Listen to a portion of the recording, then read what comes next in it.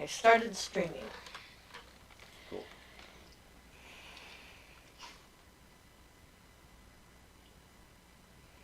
It's spinning around. There we go. We're here.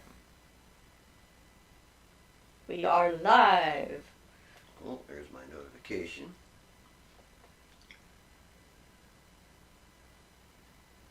All right. Now I'm here too.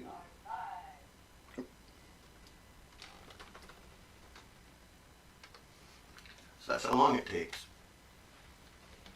Well, there's always a little bit of a delay from transmission to receiving.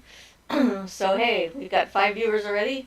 Hi, G-Day, G-Day John. I'm not sure which part of that to pronounce, but hi anyway. We'll call you 108. How's that? I don't think I've seen you on here before. Twisted Minds and Sweet Tea. Hi, I'm new. Hope you're well. Welcome. Welcome to our forum. Welcome to our chat. And thank you for attending. We always like to have new people coming in. Ruth Bascu says hi all. Hi. Emerald Dawn says hello. Hi, Emerald. How are you guys doing this week? Perfect. And yes, I am new. I am Johnny. Okay, we'll call you Johnny if I can remember that. Dan says hello. Hello, Dan. So we got lots of people just jumping in right off the bat, so that's always fun.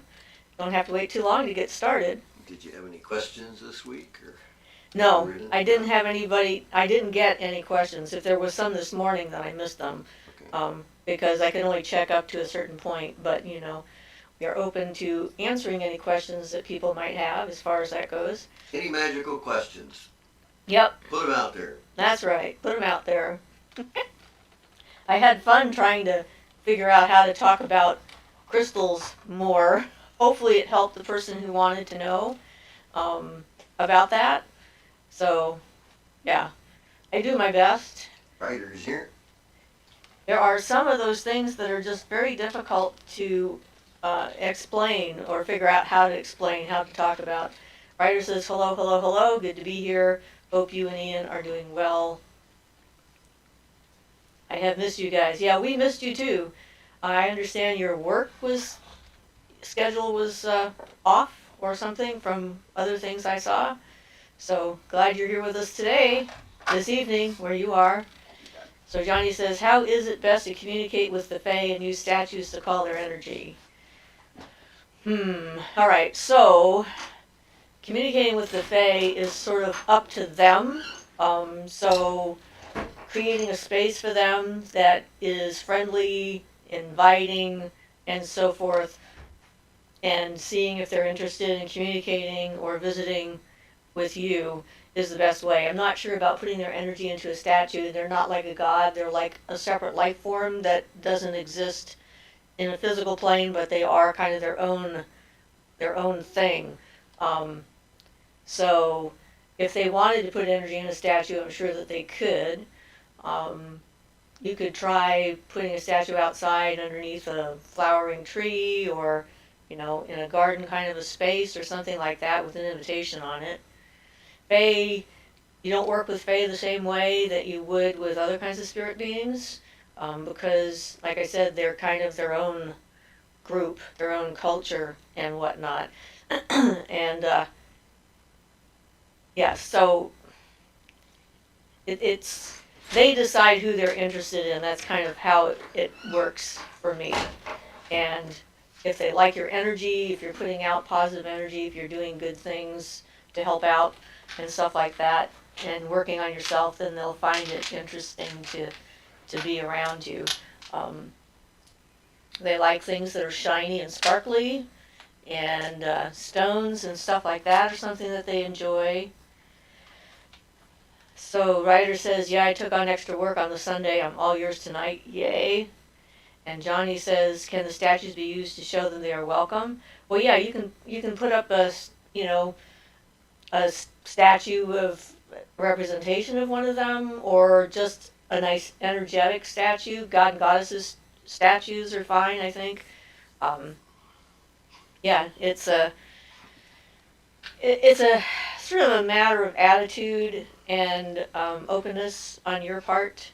I had a new visitor the other night, So Athusa says, hi, Siofra, Ian, and everyone. Hi, Athusa.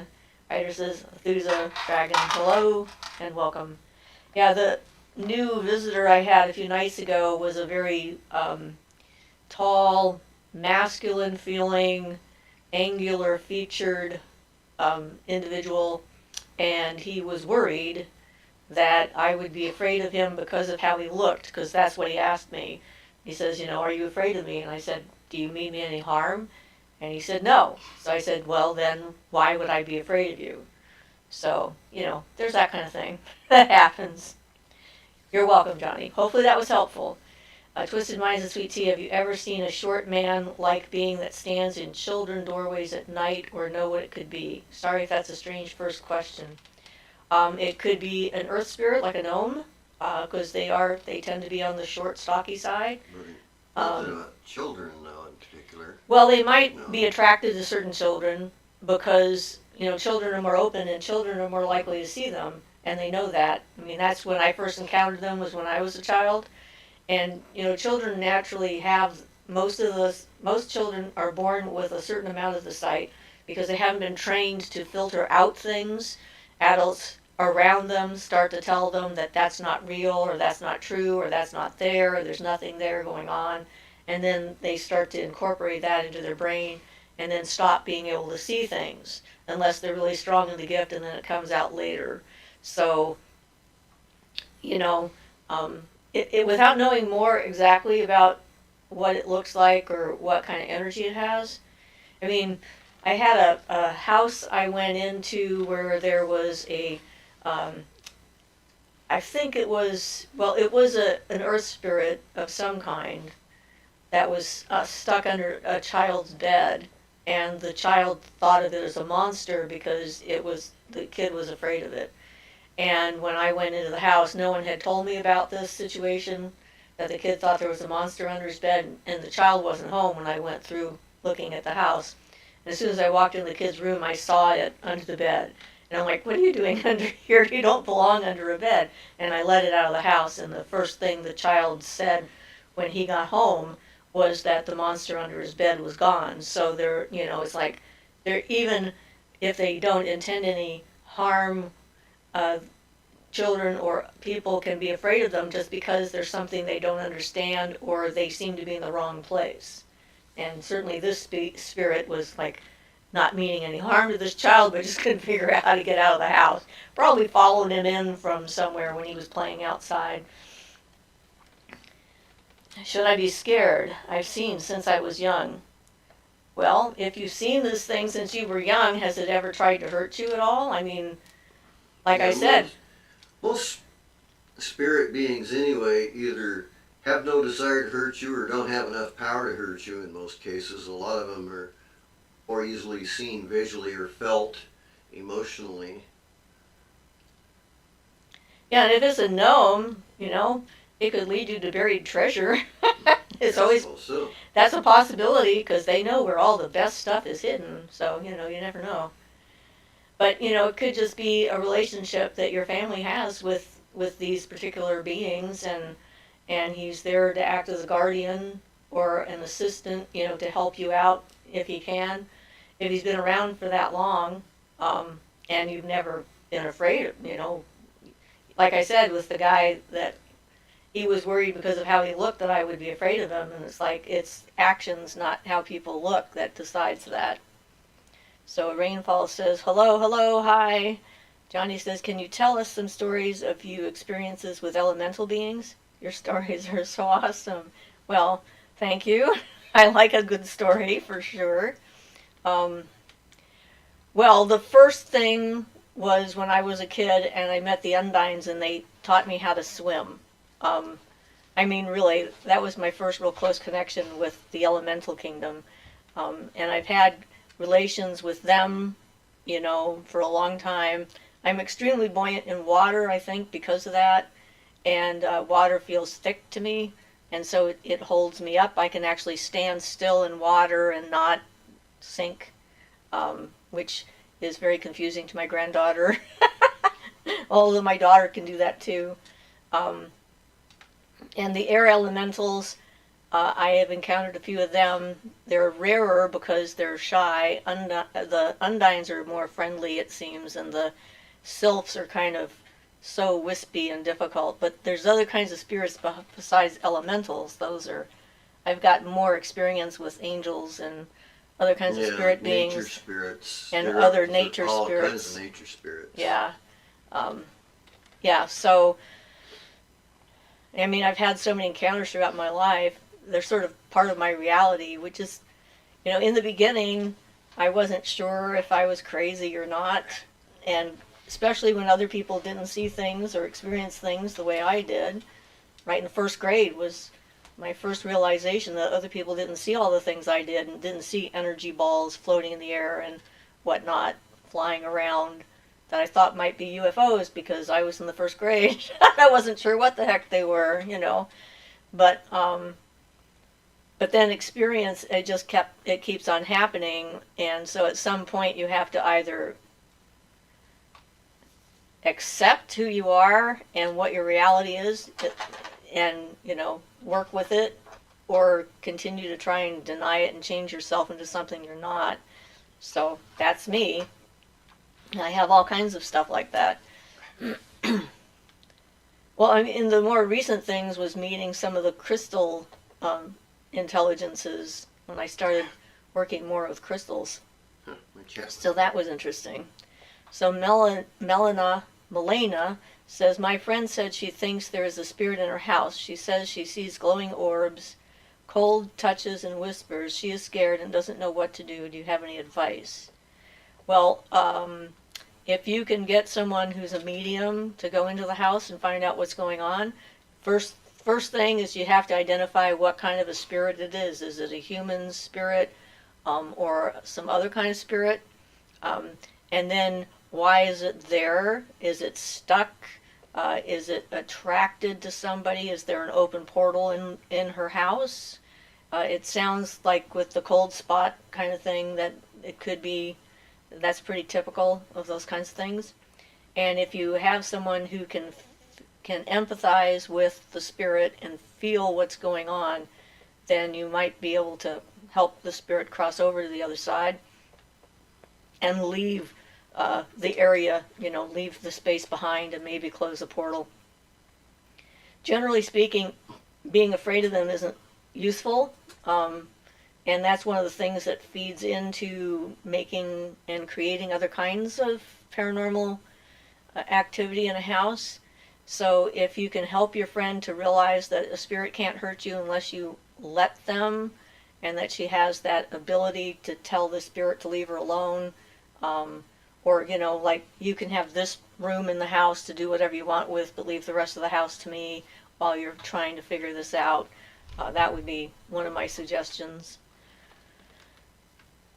So Ryder says, how's your granddaughter? Is she still with you guys? Yes, she is. She's not here in the house or in the temple right now, but she is still living with us, probably for about a year, I think. And it's interesting because she's never lived in a non-conflict environment in her life. And she, goes out there and has like a horrific encounter with her father, who's just like, a real peach. Yeah, like that. He's a real POS. and then she comes back crying and whatnot, and of course our impulse is to go and get a bat and start hitting heads, but that doesn't help. But it's interesting to see her, like, so far she's been apologetic every time she thinks, she's always worried she's doing something wrong or we're being upset or something like that, so she's constantly apologizing. And so I'm trying to let her know that we don't have thin skins, those things don't matter to us, and it's fine. But it's kind of like having a feral cat that's like startles easily, and so it's interesting. She's starting to settle in though, which is good, and I think that this is going to actually be good for her. So I'm hoping this helps her to heal and find out that you can actually have relationships that don't involve conflict. So Desideron says, I just dropped in and the conversation was about spirits. Good timing. I had something a little concerning happened. On 2 different occasions, I had earthbound spirits knock on my door, literally. Well, interesting. And did you open the door when they knocked?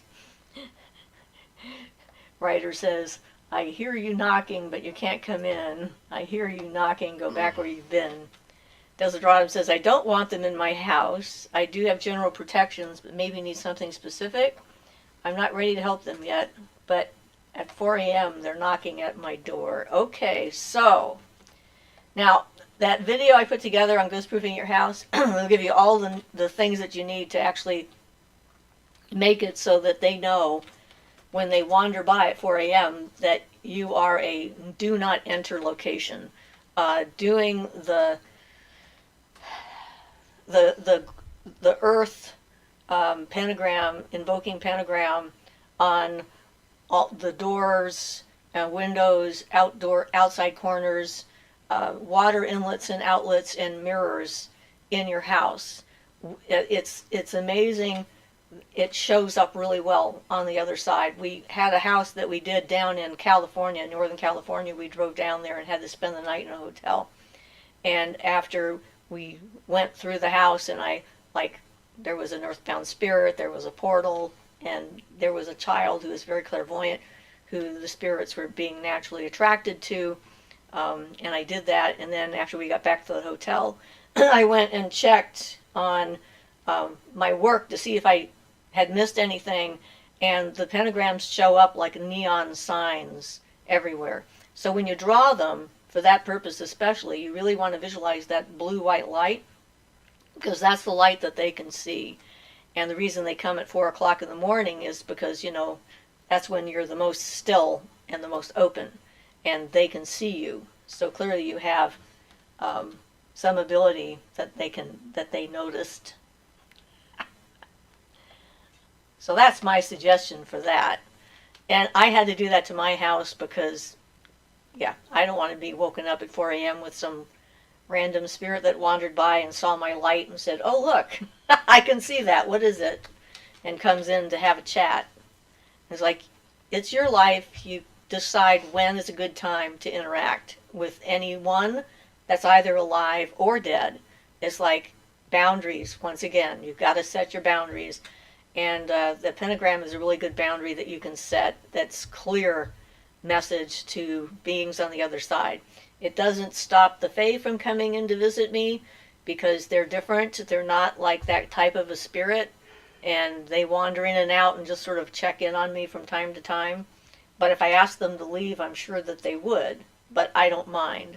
I had the one that smelled like lavender come in last night briefly. And I'm always amazed when they come in and they smell so good. And they're just like, gee, I haven't smelled you in a while. That's lovely. So, yeah. So that's what I would recommend. And watch that video. You can go through the whole thing. For the person who maybe has a spirit in her house who had asked about that, you might want to watch that video too. So you might be able to assist your friend if you think it rises to that level, or if that would be appropriate, or if they would be open to it. You always have to work within other people's belief systems and their level of comfort when it comes to that kind of thing. We've had some fun experiments with that, though. There was a guy that died in his house in a local nearby, and apparently they didn't find his body for 3 days, and so he got stuck because he was waiting for them to find his body, and then he couldn't get out of the house. He kind of was grounded right to the house. In his attempts to get out, he caused windows to rattle and footsteps through the house and whatnot. And he was trying to get to his family to let them know. And there was a young boy who was in the room where he kept walking through who was really not happy about that. And the mother and the children were very open to it, but she had her boyfriend come over because she wasn't sure what we were like and so forth. And he was dead set against everything we were doing. And I have the chant that I do, of earth and sea of ill stay free, fire and air, draw all that is fair, round and round the circle is bound. And so he took away the cards I'd given to the kids, so they couldn't say it, but they'd already memorized it by then. And they were like gung-ho, boy, there we go. And they went through it, and the young man actually asked me to put a pentagram on his floor and his ceiling too, because he really didn't want to have that guy coming into his room, and it pretty much fixed the problem. So that was interesting. So Desideratum says, I didn't open the door. Come back here. Looked out the window and saw nothing but heard knocking. Knew immediately. I'll study your video about it. I do want to help them, but not in my house. Still figuring out how. Yeah. Keep your boundaries up. Ryder says, makes sense. If we see something shiny, we go and take a look. It's usually a small piece of glass or something, but still we stop, stare, and go check it out. I can relate. Yes, shiny objects. Melena says, everything feels so boring. Everything is the same and nothing ever happens. I'm not unhappy, but I sort of wish something interesting would happen. Well, that's usually a dangerous wish to have, because interesting can mean so many different things. So I'm sorry if you're finding everything is boring. I can't be bored. There's too much everything in the world to be bored from for me. If I'm bored, all I have to do is go outside and sit under a tree or look at the sky. I do crafts, for giving me something concrete to do when I feel that way. Maybe you need to go see a healthcare professional. Maybe you're suffering from depression. And if that's the case, there's nothing wrong with seeing somebody and getting on medication if that works for you. So Desideratum says, I do want my Fae visitors free access. They have an area in my house for them to eat, drink, and play. Yeah, it doesn't stop them. So no worries there. Like I said, they come and go as they wish. I haven't asked them to leave or anything.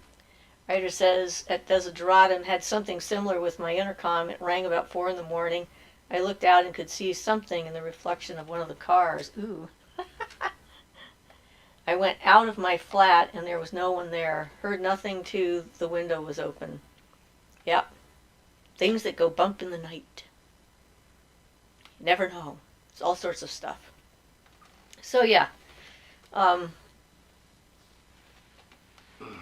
think when you have extreme gifts, it's really important to stay grounded. That's one of the things I worked on for a long time, is learning how to be grounded so that it doesn't just take me away. I have more control that way. If you're not grounded, then you don't have any control over what's going on. Then you just sort of fly off into the nether regions and forget to come back. I've met a few people like that, and it kind of get control. It amounts to control. Yeah. And that's what boundaries and groundedness is for, is to give you control, and you decide when you're going to experience something. Not that you stay closed to things happening on the fly. It's like sometimes things just come at you really fast and you don't realize it's happened until it's over. So staying open in the moment is always good, but staying grounded and having boundaries about what you allow to happen to you is also important. So there's always a balance that you need to kind of create. So Desideratum says at Ryder, it's hard for me to read the chat and listen. Sorry, and thank you, Siofra, for advice and reading chat out loud. You're welcome. I apparently am one of the few who does that, according to some people who've told me that that's the case, since I'm not that much of a big YouTube watcher myself. John Quinn says, there's an old saying, may you live in interesting times. It's not meant to be a good thing. Yes, absolutely. Interesting is that's the old Chinese curse. Yep. And interesting is not necessarily good. Fascinating, maybe. I'd be okay with fascinating. Or whatever. But yeah. We're having a nice windy day today on the coast. But oh my goodness, I saw there's a giant hurricane heading for the Gulf Coast right now that's strengthening, and I hope everybody in Louisiana and along the Gulf Coast are going to be okay. I just saw about it this morning from last night's news, and it's like, man, there's a lot of big weather events out there in the world. Taylor says, do you have a favorite soda?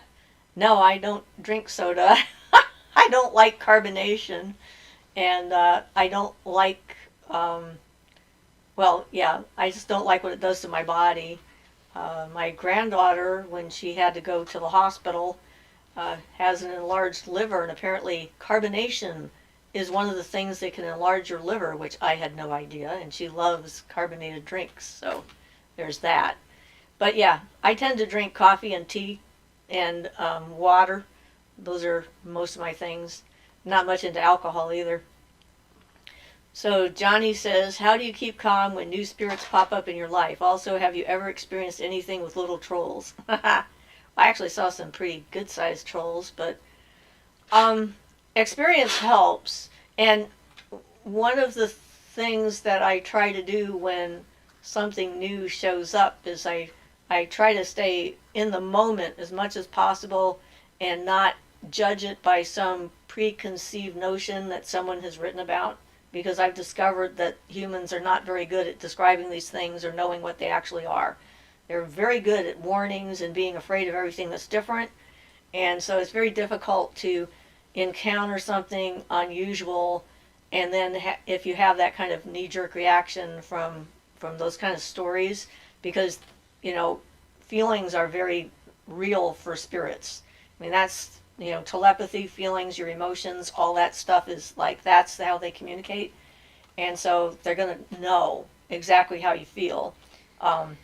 Yeah, and again, in most cases, there's no reason to fear them so much, because in most cases, most of the spirits you run across more or less randomly are generally harmless, or they don't have the ability to actually do any harm, though they can act ferocious and try and fool you. Or think it's funny if you're scared and make funny faces and make you laugh. There are some that could, but they're a lot more rare. And I've met a few that are definitely like a wild animal, so you have to be careful with that. And little trolls, I think of them mostly as gnomes, but they haven't given me any trouble. So Deseratum says, my psychic gifts, which had been strong until my teens, got fried after an attack by some type of dark entity and its minions when I was astral projecting. I've just lately started opening up again. Yeah, well, good for you, because that can be a hard thing. When I had my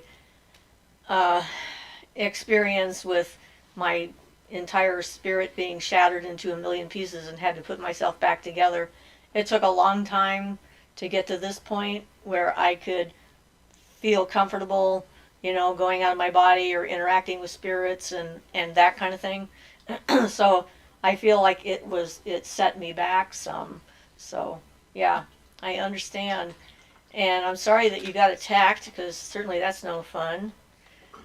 And I never know why that happens. I mean, when it happened to me, and that thing when I was a teenager, like, tried to get in my body and take me over and whatnot, it should have been scary, but it wasn't, which was scary to me. And so, the mind wants to try and make it make sense. And so after that happened, I kept trying to make it make sense, give it a story that would make sense to me. And I came up with that it was trying to stop me from becoming who I was supposed to be before I had the ability to stop it, which I don't think it has anything to do with that at this point. I think that that's just a story that we come up with to try and explain things that don't necessarily make sense. So. Right, your brain doesn't have a method of interpretation of things for a while till you've done it enough. So certainly after an experience like that, it's really important for you to do it slowly and to get those healthy spiritual boundaries up and control of your energy and so forth, and know that you can stop something like that from happening again. Absolutely. So Ryder says, I went into town today and stopped into the pub. I had a pint of Guinness, not had one in 12 years. Last time I had one when I was in Ireland. Okay. Pint of Negro Modelo sounds good to me. Yeah, we got you some of that bit ago.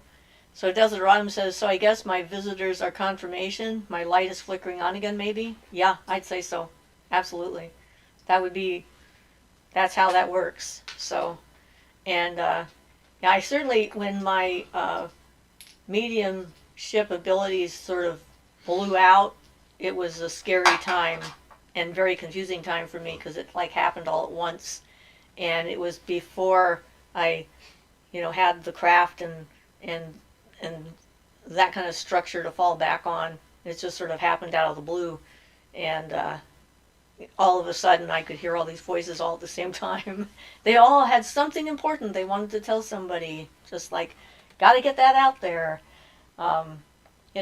So it can definitely be a startling thing when stuff happens. So Molena says, sometimes when I play or listen to music, I get homesick for places I've never been and miss people I've never met, but in a sad way. Yeah, Could be some past life stuff. that could be some past life stuff. It could also be memory of in-between states, because I went through a long period of feeling like being here was some kind of like a jail sentence, that I was stuck here to be punished, and until I died, I couldn't go home, and I kept asking the universe, when can I go home, because that was where I felt the most. And that was a difficult time in my life. I was living up north at the time. And now things have completely changed, because now I've decided that the earth is a good place to be, even if some of the people in it don't make any sense to me and never will. And, that the earth itself is much more than just us, and that there's beauty and wonder here for me to experience and explore and interact with. And that has changed that feeling. Like now, when I do die and go home, it won't be like I've gotten free. It'll just be I'm going to a new state and being somewhere else. So I understand that feeling. And definitely talk to someone about it. I've had the same type of thing myself. So Johnny says, I do love the trolls. I have two that are always supporting me. Good. Desiderata says, it wanted to take over my body and I fought and won. Human beings are the most dangerous thing, more than anything paranormal. Even after being attacked, I feel that way. Well, they're certainly unpredictable. Ryder says, very true what you were saying. Was just thinking about how powerful that shiny piece of glass actually is. I have missed entire conversations because I was staring, wondering what the hell it was. Yeah, it sounds like me a lot. Yeah. Well, I know those of you who have been on my live show long enough know that if something flies by the window, I'm immediately distracted. Things with wings. Oh, look, something moved. Let me see, what was that? Yeah, so, I'm easily distracted by glitter and things that fly. Taylor says, I know you like peacocks, but would you consider a pet bird? Not now. I had pet birds when I was a kid. Actually I think my first encounter with death was with a pet bird. We had a parakeet named Birdie. It was a blue parakeet, and it died, and my mother snuck it out of the house to bury it, and somehow I knew where it was, and I dug it up and brought it home and said, look what I found, it's Birdie. Apparently I did that 3 or 4 times. She had a heck of a time getting that bird out of the house. So, I've had a few parakeets here and there.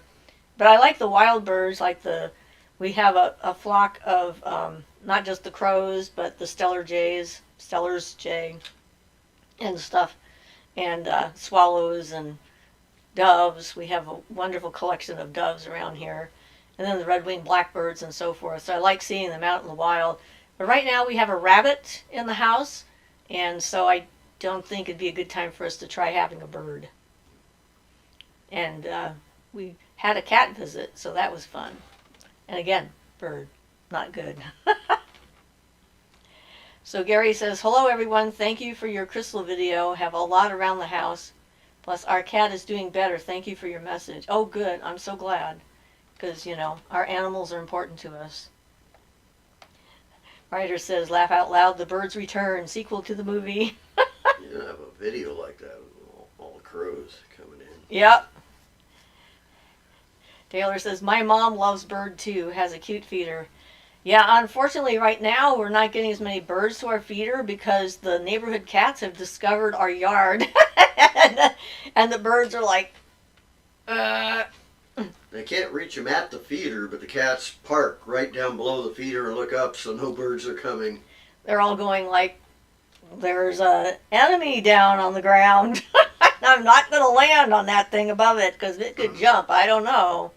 So yeah, so they'll figure it out. You know, that's the way life is. It transforms and moves around you and adapts and shifts. And at some point, there won't be as many cats in our neighborhood. I'm assuming, and maybe if our next door neighbor stops breeding cats. Oh, and update on the raccoon. Turns out that it was shot, not poisoned, according to the police. I guess he used an air pellet gun or something to shoot it, and why he told my granddaughter and my guest that he had poisoned it, I don't understand. But Probably because he thought it was illegal to shoot it. maybe, maybe he thought poisoning was less illegal than shooting. That could be, but apparently they are cooperating with the police. I did not know that was against the law to kill a raccoon on your property, so I never thought of it because, you know, I wouldn't think of it. It's one of those things, not in the top of mind kind of thing. But yeah, so there's that. But Cat drive-in theater.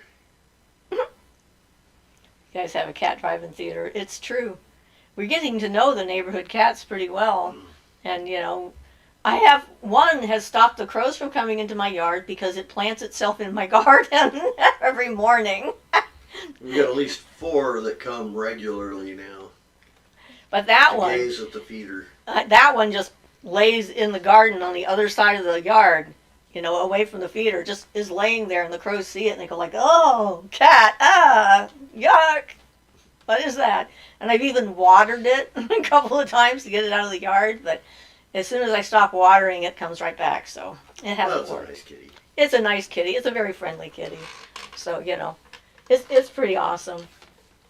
I like that kind of thing. But yeah, that's life for you.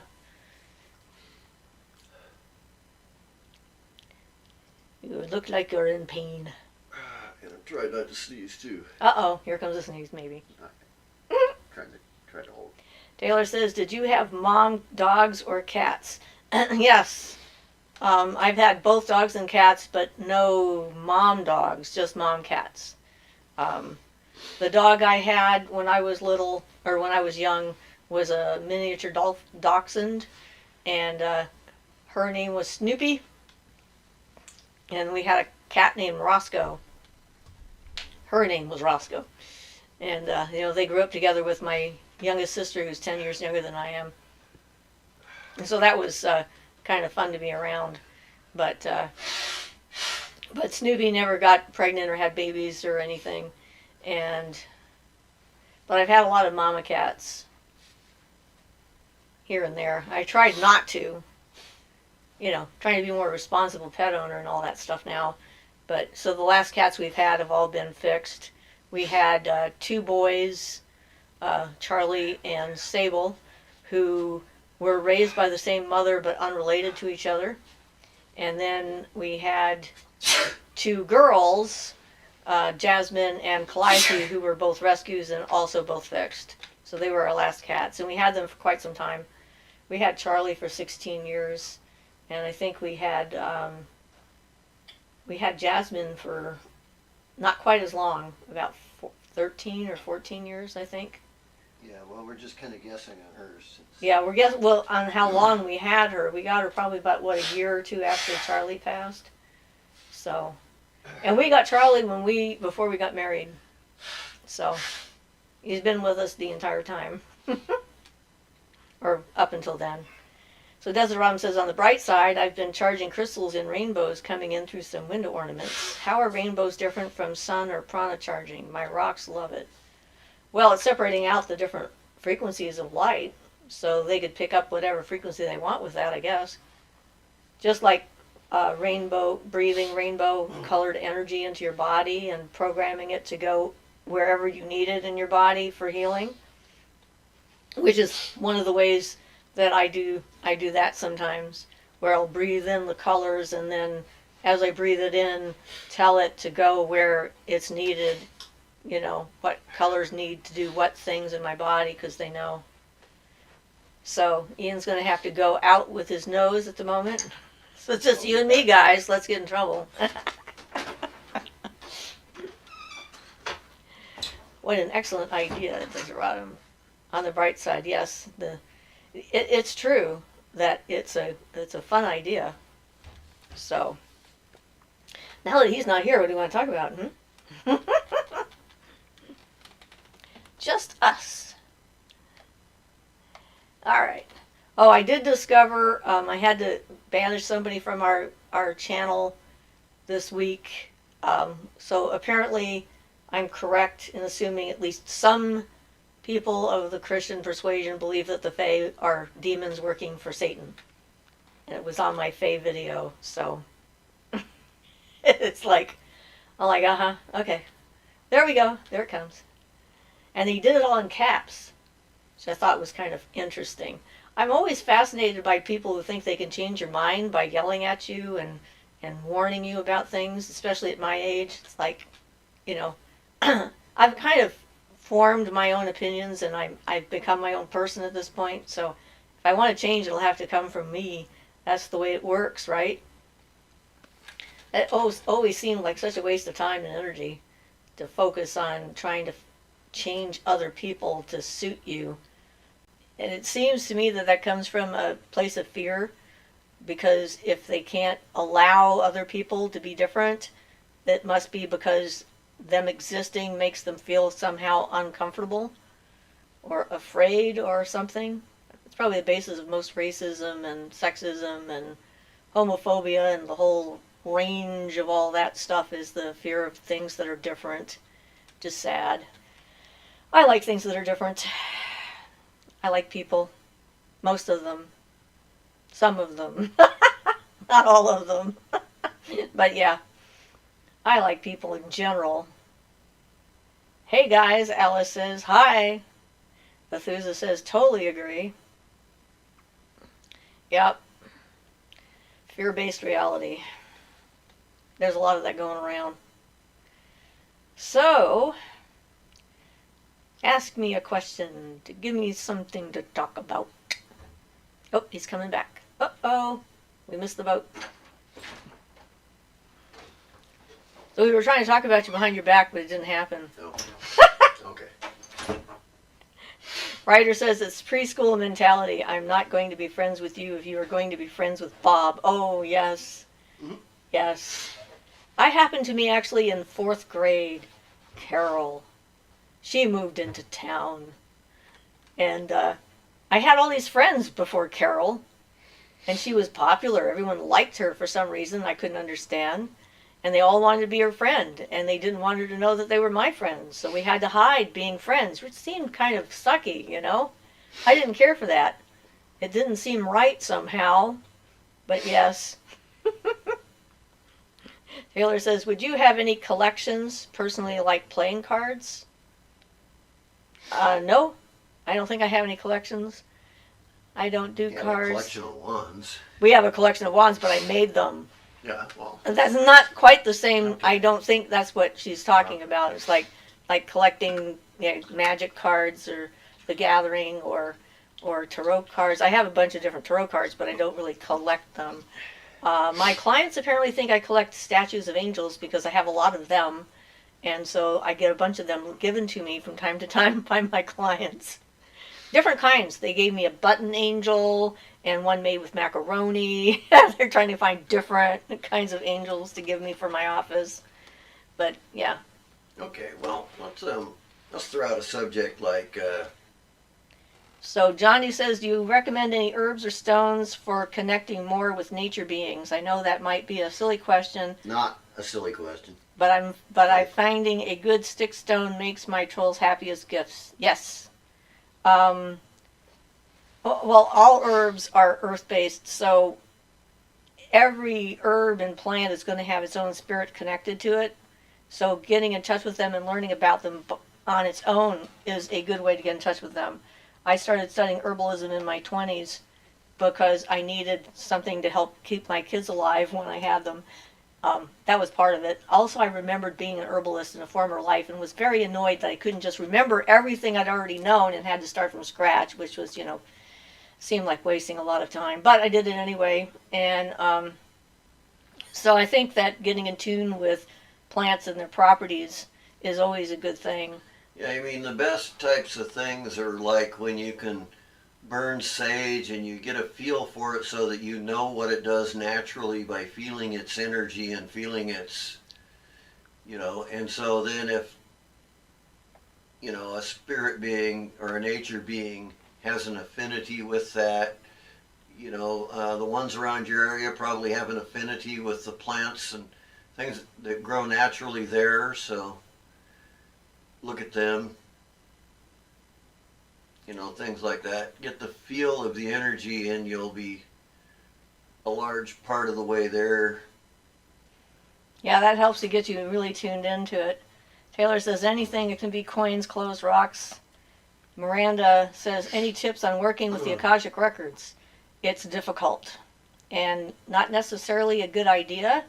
I've only been in the Akashic Records a couple of times for other people rather than for myself. There's a lot of warnings out there that actually might be valid of looking to your own Akashic Records and trying to read your own spirit journey and so forth, as far as confusion and bringing in karma from the past into the present, either good or bad, or what have you.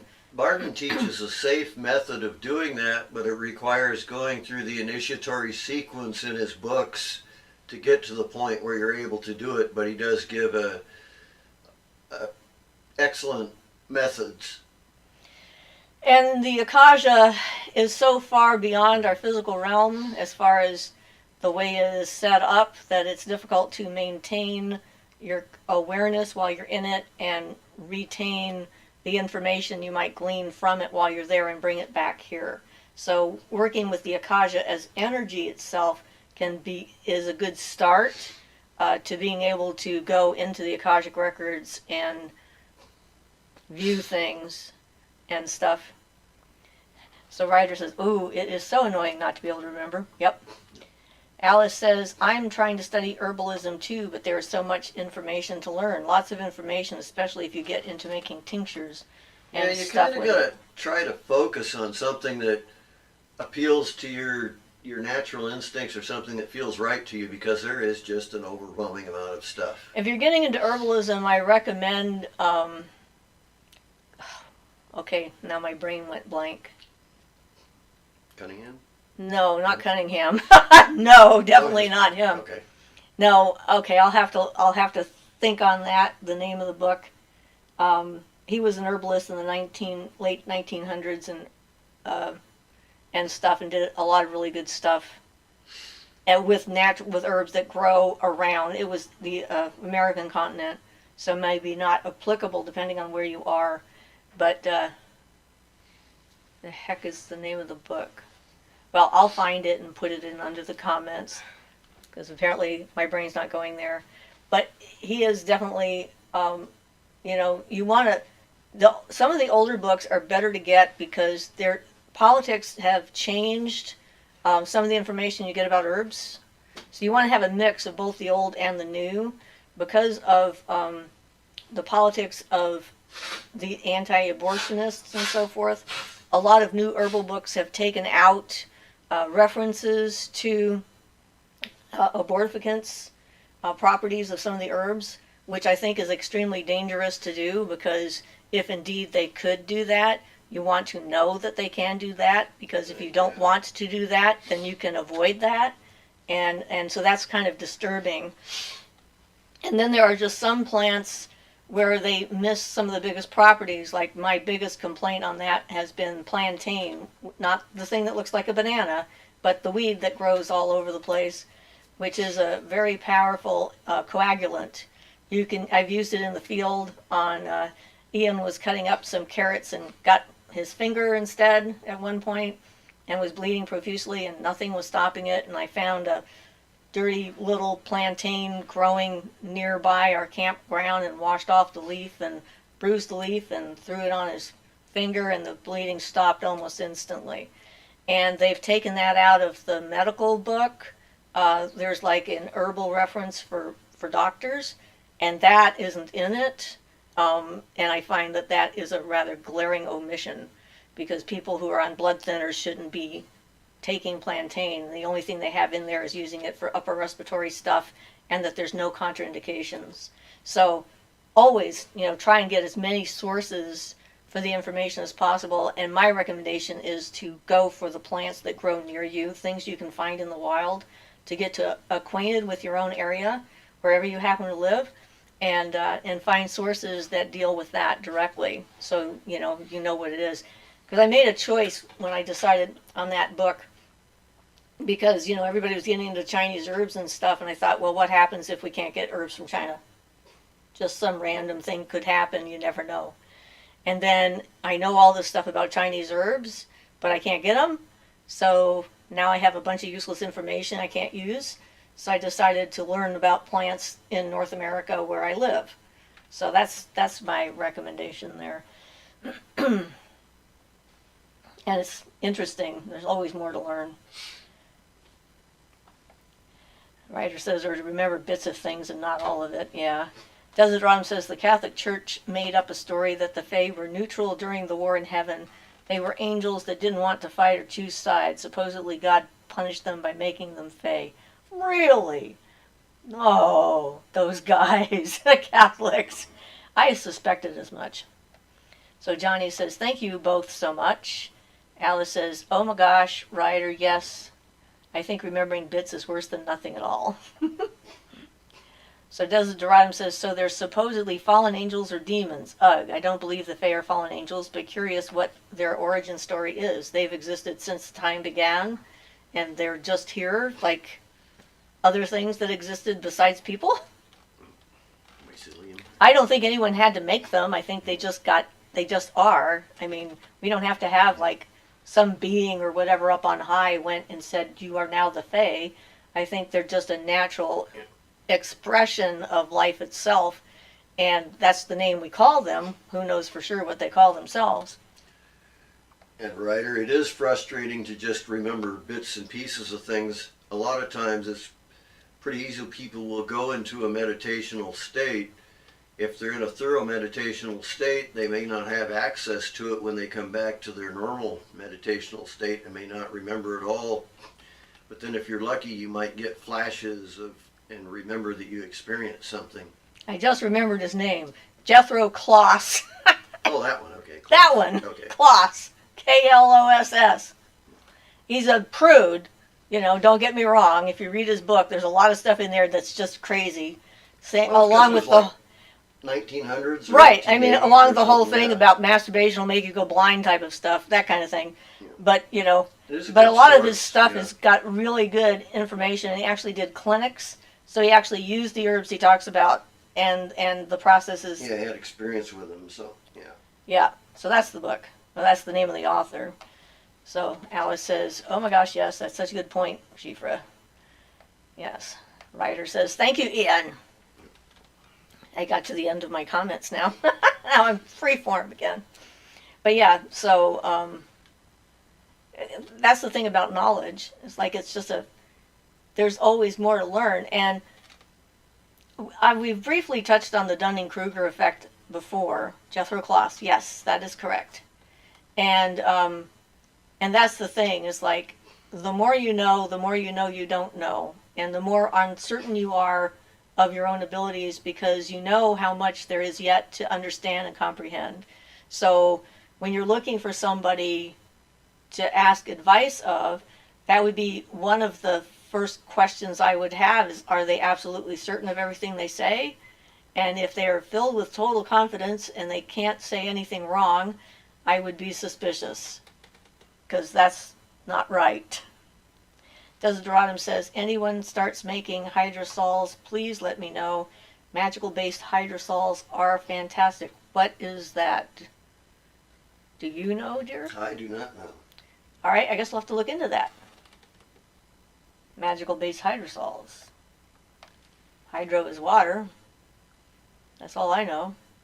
Tell us more, Desideradum. What's a hydrosol? Educate Maybe us. like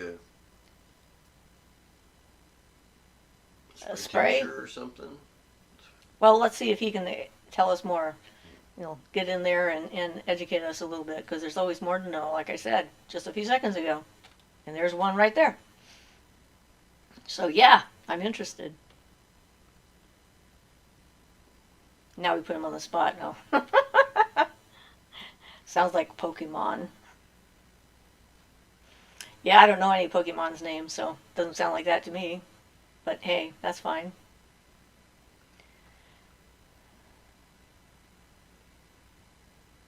What? Nothing? Yet. Okay. Alright, moving on. Baby type slowly like me. Maybe. I'm slow. Yep. He or she. Yes, we don't know. Oh, I'm a few weeks back. We had Gnomes here. Is her name? I think. Gnomes, yeah. Yeah, and I automatically called her a he, and I didn't know why until much later, and I realized I've never met a female gnome, and so in my brain, because they took on a name of gnomes, my brain thought male, because all the gnomes I've seen have got beards, which says male to me. I don't think they're all male, but Well, I don't know either. What is that patch on your cardigan? Okay, this is something I made. And it's just a Celtic knot that I beaded. So that's what's on my cardigan, which is there. So now you know. Tiny, tiny, tiny beads. Is that close enough? All right, that's a bit closer. There. I'm going towards the screen instead of towards the camera. So there's a little bit, slightly closer look at it. I used really small beads to make that, and I made it as a pin. it showed up pretty well. Okay, good. Pretty good job. Yep, there we go. So Mia says, I just have started practicing witchcraft. It feels like I was hiding these magic. Life out ignored that. Okay. I had water infused with essential oils. The hydrosols? Yeah. Okay.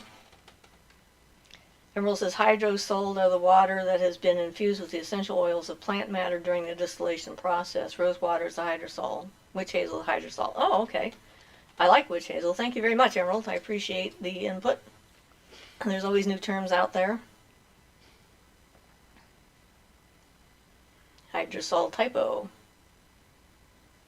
Well, yeah, you put hydrosol, but I read hydrosol probably. Ryder says, when beings move items around your home, are the items they choose to move significant, or where they move them? I don't know. Maybe to them. Or maybe it's just fun. Like, I don't know about when my keys came back, and they dropped them in front of my face in the middle of the air. I think that was to, like, prove something. Like, hey, we can do this. This is real. You know, it'd be a good one. Get people asking a lot of times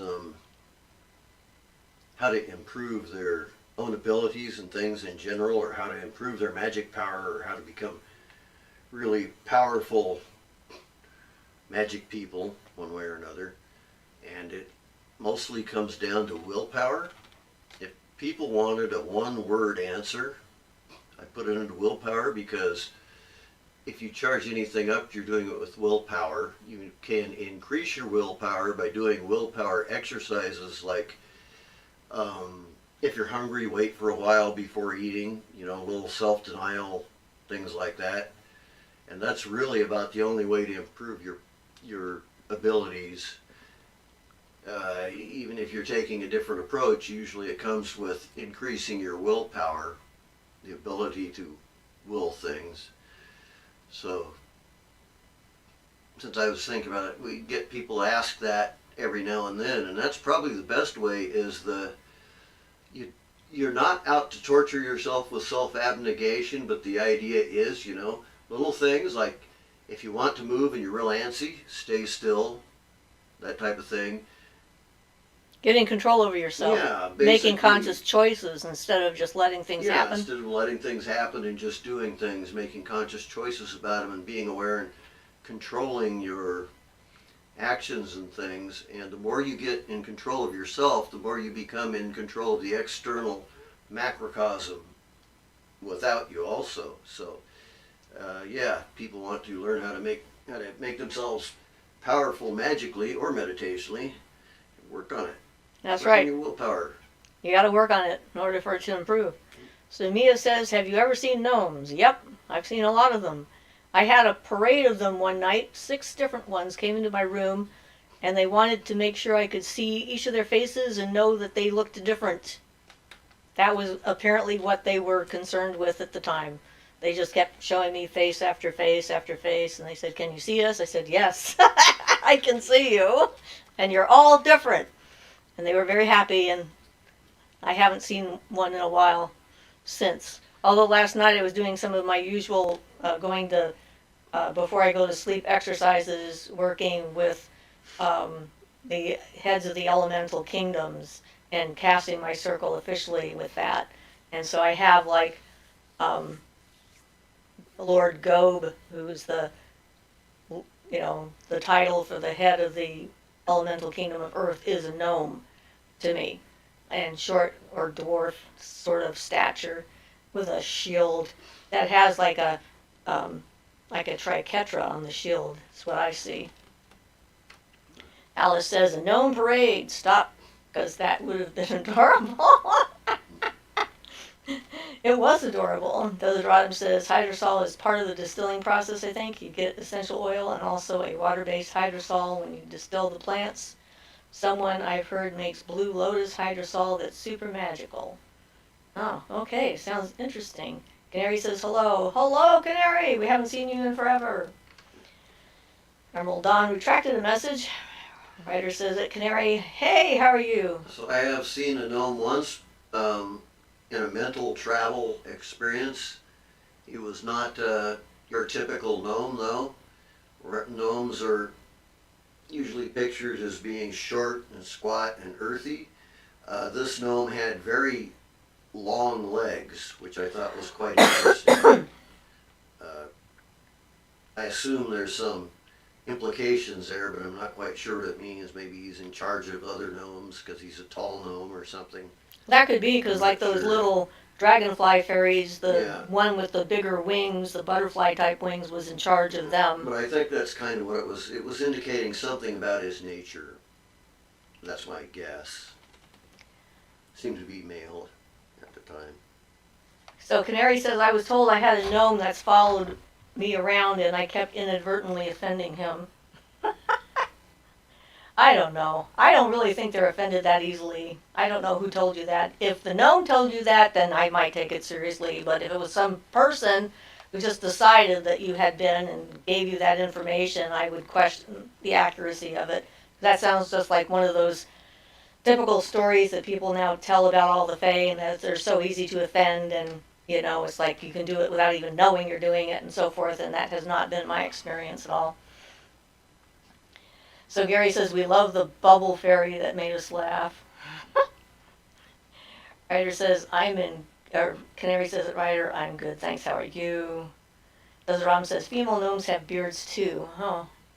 Maybe so. Maybe so, like the female ensign. To the do they speak like questions, or speak like humans, the types of encounters is normally, it's like communication is like a transfer of information that comes into you, and then your brain interprets it in the method that you're used to. So I sometimes hear it like speech, but it's more like a sudden knowing of the information, like it's been telepathically transmitted or something. That's just speaking for myself, but that's my experience as well. Sometimes you can hear it directly, like it is direct human speech, but I think that's just the brain interpreting it that way.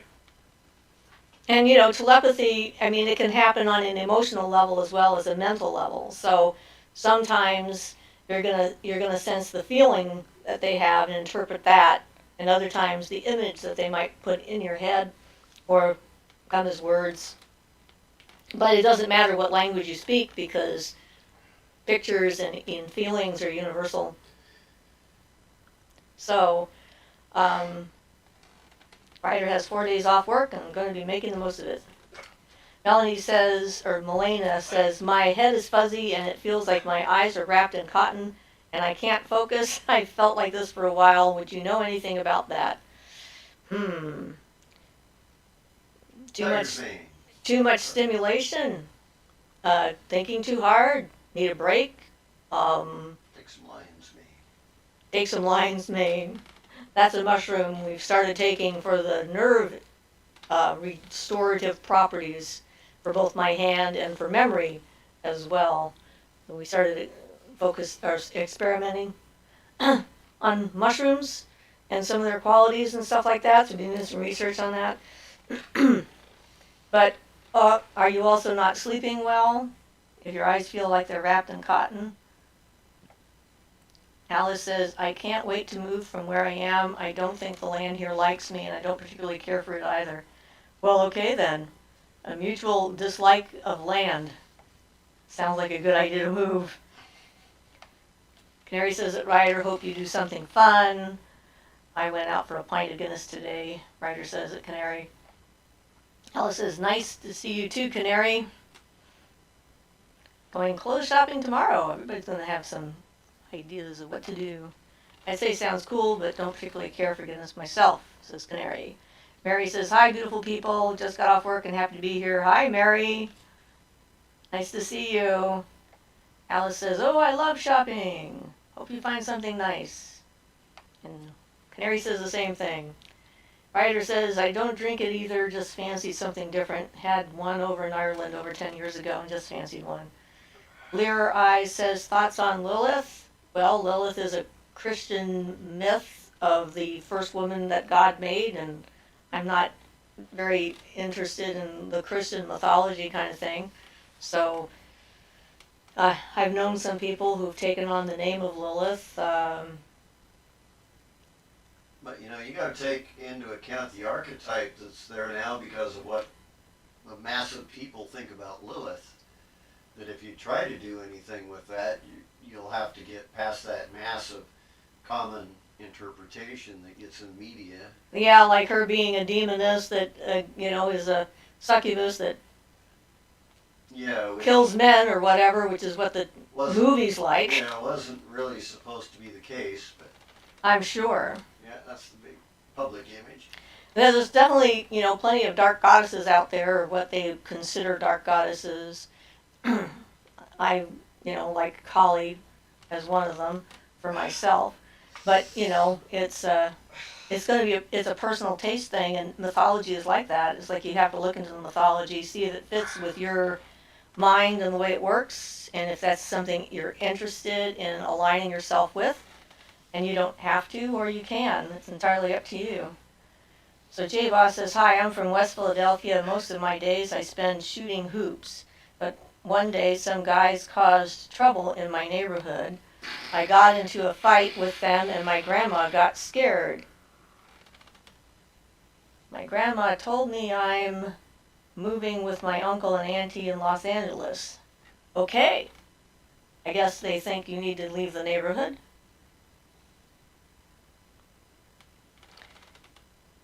It says, what is your take on doing a Kali altar and how do you do it? Well, I have a statue of Kali that my son's best friend when he was a kid went to India and bought for me and brought it back. Reading up on her, finding poetry to her, thinking about her. There's a lot of different versions of Kali, not just the chaos, destruction, and death. Yeah, part of that. At least 8. Yeah, there's a whole bunch of different Kalis. Doing meditation to sort of tune into what aspect of Kali. The dark goddesses are useful for people to learn how to accept change and death and destruction and decay, because without that there's no room for anything new to happen. There's no room for life to grow, no room for new ideas, and they can be very useful in helping you go through your shadow work and letting go of certain things that aren't serving you anymore to make room for new ideas and new ways of thinking that might serve you better. At least that's my experience with that. Canary says Lilith is the only thing interesting in Christian mythology. Mary says, Melania, I've been hearing a lot about solar flares happening lately that affect people in these ways. I don't know much about solar flares. Do you, Siofra? Oh yeah, I know a lot about solar flares. I didn't see anything on there though, so I guess I missed the thing about the solar flares, so we'll just talk about that. There's some message that's being held for review that I can't see. Oh, I'm sorry. So, the magical community likes to find lots of reasons why anything and everything is happening to you, no matter what mood or space you might be in. And solar flares is one of the newer ones that they've been promoting. And you'll see on pagan sites, you'll see this like crazy list of symptoms, like I'm excitable, or I'm exhausted, I'm having hot flashes, I can't keep my mind on one subject, I get angry easily. I mean, it's just like a whole list of just anything you could think of. And they say the reason why is because there's a solar storm coming and it's affecting us. They say how many miles an hour it's going, which really has no meaning whatsoever. The thing to look at whenever I see one of those, I check with the spaceweather.com, and you find out more about solar flares and magnetic storms and what they are. The only really bad one we've ever had, really, in recent memory is the Carrington event. That was bad, and that would cause all kinds of problems for everything electronic that we have, our entire society, all electricity and everything. It would be bad. Generally speaking, that's not it. Look at the number. Any of these solar storms, they go from level 1, 2, 3, 4, and 5. Level 1 is the weakest. Unless it's a 4 or 5, you don't have much to worry about. So, be a little scientist and do some research and find out more about what these actual astronomical events are and what they mean, so that you don't have to panic when they tell you to panic. It's like, it sort of drives me nuts. Tell me if any more get held for review. Okay. I can't sit. Jennifer said that Lilith is Jewish. Well, that would be all the origin stories about God and all of them. Back in the Kabbalah, yeah. And the Kabbalah goes back, I'm pretty sure. Well, she's in the Torah, I'm pretty sure, too. So the Torah is one of the books of the Kabbalah, yes. Well, that's the Old Testament as far as the Christians are concerned. But yeah. Jay is reciting a theme song from a show. Okay. When do you communicate with spiritual beings? Is it like in your dreams or reality? Both. It depends. I mean, I often have them visit me when I'm awake. I'm a paranormal investigator, and I often go seeking them out to help somebody. And sometimes there's other things. I was on one local investigation. We actually have a local goddess form here, which was a surprise. I didn't expect that kind of thing. Going for walks in the woods. Most of those experiences happen when I'm awake. The ones that happen when I'm asleep are generally my own spirit guide, or a message, a warning of some kind that my clairvoyant abilities or whatever is going to send me in a dream. So, Canary says, do beings like gods and goddesses incarnate on Earth? I think highly unlikely, because then they would be a human spirit on Earth rather than a god or goddess. Although in some cultures they believe that they come, like certain human deformities in India are considered a physical manifestation of a goddess coming to Earth. So there's certainly belief systems where that's true. Personally, I don't think people can withstand that kind of energy. Yeah, I think gods and goddesses are generally too big of a deal to incarnate directly, but you do have the examples of the ones from Santeria that come down into a particular individual and take them over for a period of time. Yeah, that's not the same thing though as. No, but it's kind of because you have physical communication with the god Right. directly with a body. That'd be more possession or channeling. Yeah. They call it being ridden. It's not fun for the one being ridden. At least it wasn't fun for me. Desert Rodham says solar flares open spiritual portals. I suppose it's a possibility, but it's not one we need to worry about. Canary says, I bought some new magic books. Here's hoping I actually picked something worthwhile. I never end up getting the right books for me. Yeah, you just never know. Buying them used has its hazards. Well, yeah, then you have the energy of the person who like that read it. Burn, yeah, Ian actually had a book he had to burn because the energy was so bad in it. It was not good. It was just easier than trying to cleanse all the crap out of it. Yeah, sometimes. You could buy a new copy of it, that'd be fine, but Ryder says that J. Boss, Fresh Prince of Los Angeles. Ruth says, okay, thank you. Joey says hydrosols are herbal distillates. I googled that, thank you very much. And herbal distillates, also known as floral waters, hydrosols, hydrolates, herbal waters, and essential waters are aqueous products of hydrodistillation. So when I make rose water with my fresh rose petals, I'm making a hydrosol. All right, awesome. Desert Rodham says, I've seen video footage of a Kali statue in India become animated, and it was one of the most terrifying feelings I've ever felt. I'd like to see video footage of that. Is there any kind of a link or anything? Maybe you can send us an email to my Siofra's Magic Alcove at gmail.com and send us a link. Ian would like to see it.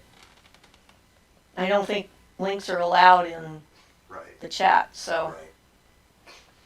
Mary says, I was relating Melanie's complaints of fuzzy-brained and solar flares, possibly. I really think it's unlikely. I mean, we have a lot of other stuff going on. It could be, though. Some people can be sensitive to certain things, and there's no predicting, because it seems like anybody can be allergic to anything. Yeah, but solar flares is like, there's the electromagnetic energy field, there's no doubt, that can affect some people. Unless you're living in a place where that is going to be highly agitated, like up north or way south where the lights or the aurora are going to be. Now that I know from personal experience can have an effect, but just a general solar flare coming at, our atmosphere protects us, our magnetosphere protects us from the solar flare radiation, and that's the reason why we have auroras. That's the stuff that comes in from the North and the South Pole and stays in the upper atmosphere and agitates the electrons and stuff up there. But I think the tendency to think that all things that are happening out there are going to affect you personally is a I don't know exactly what the right word would be. It's a way of avoiding personal responsibility for taking care of ourselves on some level and blame something outside of ourselves for whatever's going on, and maybe not looking for the reason, like there could be a physical reason or an emotional reason why something's happening, and if we decide that it's a solar flare or whatever else is going on out there on a magical level, we might not go to the doctor when we need to and get our eyes checked, or pay attention to the signals in our body. So, the balance again. And even if it is, then there should be ways for us to mitigate the effects. Well, the moon affects the tides. Right. So and certainly the moon affects our feelings a lot more, I think, than solar flares. Because the moon is... The moon is directly associated with the astral body. Yeah. But anyway, so Alice says, how did you get into paranormal investigating? I had no choice. It just sort of happened. People come and ask me for help, and then I go and help, and then that's how it happened. That's kind of the way that worked. I lived with a ghost when I was in Canada in like the early 70s. But I didn't know how to help them. As I got into the craft and into ritual and so forth, I had my encounter down in Texas, and I learned how to open up the portal between the worlds. And when I did that and helped cross over, like a a party, I guess a war party of natives that were killed in a battle, and help them all cross over to the other side to get to where they needed to go. I was given the ability after that to do that whenever I needed to, and so being able to open up a portal between the worlds made me feel like I had a spiritual obligation to assist earthbound spirits when I could, and then people just ask me questions or ask me for help or whatever, and if I can, I do. And so that's how I got into it. I'm not into it to try and prove that it's true or real. I'm not into all the equipment and whatnot and making a TV show out of it. I'm in it to help the people that are living with a ghost that is not compatible. It's difficult for the living to live with the dead. And you know, it causes that kind of emotional conflict. And so if I can help them get where they need to be so they can move on with their existence and their progress and continue their progress, then it seems like a good thing. So that's how I got into it. Are there any sci-fi you or your partner enjoy? Tons of it. Oh yeah, we love sci-fi. We're into all kinds of things. What is a local goddess form? It's what it sounds like. It's like, for some reason, this one area in our community, people drew in this nature goddess, and we saw her when she walked. She left flowers in her path, so it was pretty clear she was like spring, nature, kind of land goddess form. So I don't know. So Desiderodum says, if we have a Carrington type event, again, we will have to power down our satellites and infrastructure until it passes. Some transformers might blow regardless, but will probably be all right, probably. Well, that depends upon whether it travels along the wires like it did with the telegraph system and electrocuted the telegraph operators who were at the other end, even if they weren't touching anything. So it's not something to look forward to for sure. Elena says, I'm going to go now. Thank you so much for your work, and I hope everyone has a nice rest of the day. Goodbye, Melena. Thank you for coming. Alice says, bye. Moonfire Dawn says, Jay is reciting Fresh Prince of Bel-Air slightly modified. Okay. Desiree says, we might have more paranormal activity during solar storms, but you can think of it as bad weather. I'll look for that link. Thank you. I appreciate that. Clear Eye says, thoughts on refining clairvoyant abilities, visions. I've always had issues with being too far away from the event or too close to see what's really going on. Working on yourself is the best way to develop and refine and learn control over any of the clair abilities. So meditation, grounding exercises, doing inner work, knowing who you are.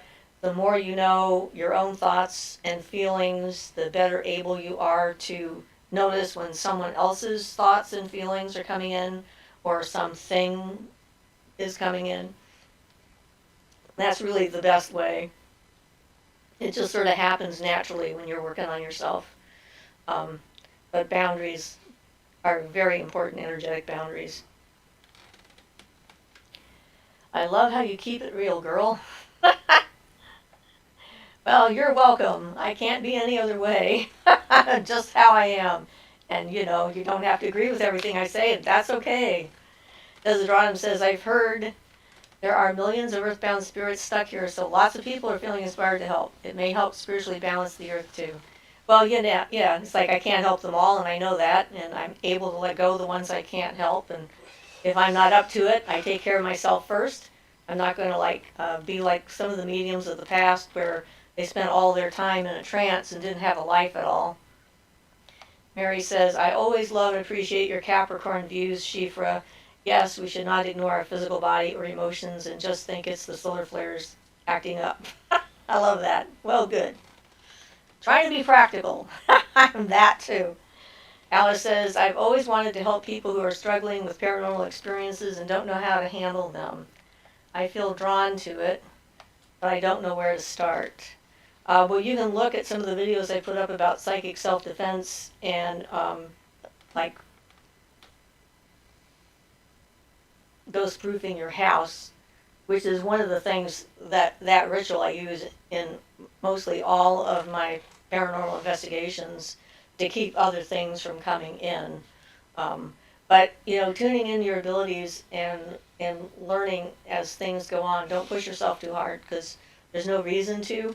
It's like it's good that you want to help, but you don't want to help until you're ready to help, because helping too soon can put you at risk and open you up to things. So those boundaries, grounding exercises, the tree meditation with the healing chant is really good to help with that. It helps to sort of create that space around you and gives you more control over your own energy.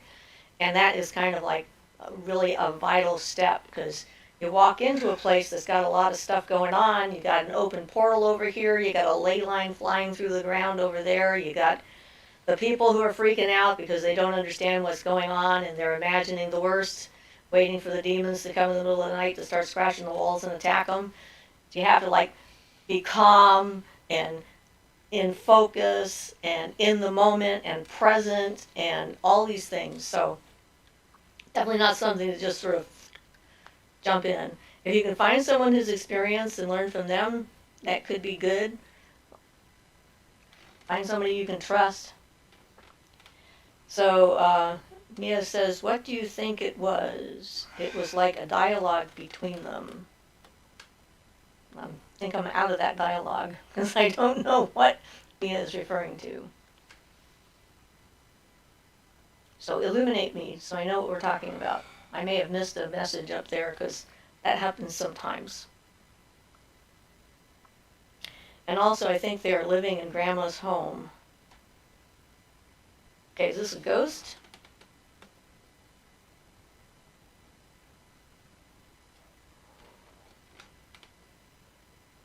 Hey, we're almost up on an hour and a half. Wow, time flew by.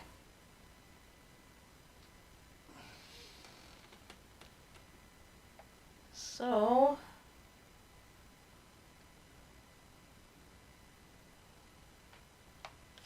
all right, I guess I can't answer that question because I don't know what it's about.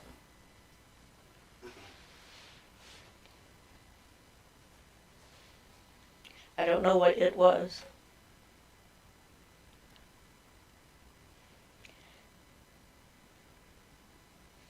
All right, guys. You'll have to ask me next time, I guess, so I know how to answer that question.